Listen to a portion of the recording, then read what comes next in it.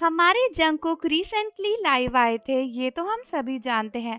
और मैंने आपको अपनी एक वीडियो में बताया भी था कि कई सारे लोग जो कि कह रहे हैं कि जंगकुक ने मिलिट्री का लॉ तोड़ा है। एक्चुअल में जंगकुक किस तरीके से लाइव आए उसकी एक्सप्लेनेशन भी दी थी और ये भी बताया था कि क्यों वो एक मिलिट्री लॉ को तोड़ना नहीं माना जाएगा। और जंगकुक ने खुद हमें इस बात के बारे में बताया था कि उन्होंने लाइव के लिए पहले से परमिशन ले ली थी क्योंकि वो मिलिट्री ब्रेक पर हैं और इसीलिए ये सब पॉसिबल हो पाया। अगर वो मिलिट्री बेस से लाइव करते तो वो ऐसा नहीं कर सकते थे। इस बारे में तो हमारी बात हुई ही थी। लेकिन दोस्तों, ऐसा लगता है कि कुछ लोगों को सीधी सीधी बातें समझ में नहीं आती और उन्हें हमेशा टेढ़ी हरकतें करने में ही मजा आता है, क्योंकि रिसेंटली कई सारे जिमिन शिपर्स जुड़ गए हैं जंगकुक के पीछे लगने में।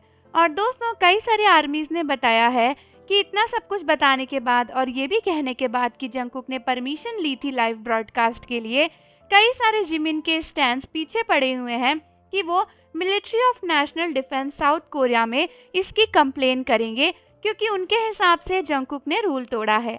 कई सारे लोगों ने जिमिन के स्टैंड्स की ट्विटर पोस्ट वगैरह भी चेक करी और ये भी देखा कि किस तरीके से साउथ कोरिया की नेशनल मिलिट्री की साइट पर जाकर वो लोग जंगकुक के लिए कंप्लेन दर्ज करने के पीछे पड़े हुए हैं। जैसे कि दोस्तों, काफी सारे जिमिन के स्टैंस के ट्विटर अकाउंट बार बार ये कह रहे हैं कि जंगकुक ने झूठ बोला है। उनका मानना है कि जंगकुक ने कोई प्रूफ नहीं दिखाया अपनी परमिशन का और वो बस ऐसे ही कह रहे हैं कि उन्होंने परमिशन ली है। कई लोग ये भी कह रहे हैं कि अगर जिमिन लाइव आए होते तो जिमिन को तो काफी बातें सुनाई होती, लेकिन जंगकुक आए हैं तो उन्हें कोई कुछ नहीं कह रहा। अब इन जिमिन शिपर्स और स्टैंस को कोई कैसे समझाए कि हमारे लिए हर एक बीटीएस मेंबर बराबर है और हम इनकी तरह जंगकुक और जिमिन में फर्क नहीं करते। दूसरी बात ये कि जब जंगकुक कह रहे हैं कि उन्होंने मिलिट्री से परमिशन ली है तो ली ही होगी, क्योंकि जंगकुक अपनी मिलिट्री सर्विस को लेकर बहुत सीरियस है। अगर वो कुछ भी गलत करेंगे तो उन्हें भी पता है कि इसके लिए उन्हें काफी बड़ी सजा भुगतनी पड़ेगी और उसका इम्पैक्ट उनके फैंडम और उनकी कंपनी और उनके ग्रुप पर भी आएगा। और अगर जंगकुक को ये सब करना ही होता तो वो मिलिट्री बेस से ही डायरेक्टली अपना लाइव कर लेते। वो घर आकर क्यों लाइव करते? इतनी अकल तो उनको भी है कि उन्हें अपनी मिलिट्री कंप्लीट करके जल्दी वापस आना है। तो आखिर जंगकुक ऐसी हरकत क्यों करेंगे और क्यों ही हमसे झूठ बोलेंगे? उनके पास ऐसा करने का कोई भी रीजन नहीं है। लेकिन ये जिमिन स्टैंस, इनके पास इतना दिमाग होता तो फिर बात ही क्या थी। ये लोग बस अंधाधुंध अपने पीछे ही पड़े हुए हैं और इनका कहना है कि ये जंगकुक के खिलाफ मिलिट्री में कंप्लेन दर्ज करा के रहेंगे।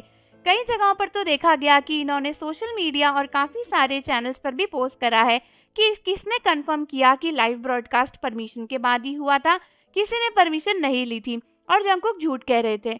इन्होंने ये भी कहा है कि ये एक कॉमर्शियल एक्टिविटी है वीवर्स पर लाइव आना, जिसकी वजह से वीवर्स और हाइप को पैसा मिलेगा और मिलिट्री में रहकर बीटीएस के मेंबर ऐसा कुछ भी लाइव नहीं कर सकते जिससे उन्हें पैसा मिले। पुराने टाइम का कुछ भी कर सकते हैं बट अभी का नहीं कर सकते। और क्योंकि जंगकुक के लाइव में एड्स भी आए थे तो इनका कहना है कि उससे भी जंगकुक और कंपनी को पैसा मिला और इतने लोगों ने लाइव देखा तो उन्होंने बहुत ही पैसा कमा लिया, जो कि मिलिट्री रूल के खिलाफ है।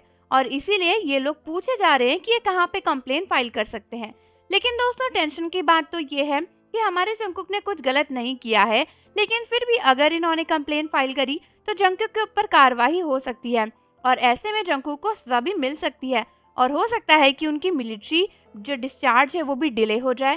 तो दोस्तों, हम सभी को मिलकर जंगकुक को इस सजा से बचाना होगा और इन्हें समझाना होगा कि जंगकुक ने कुछ भी ऐसा नहीं किया है। तो आप मुझे कमेंट्स में बताओ कि क्या आपको लगता है कि ये लोग कुछ ज़्यादा ही कर रहे हैं जंगकुक के पीछे पड़ के? और जाने से पहले चैनल को ज़रूर सब्सक्राइब कर लो, बेल आइकन प्रेस कर दो। मिलते हैं आपसे अगली वीडियो के साथ।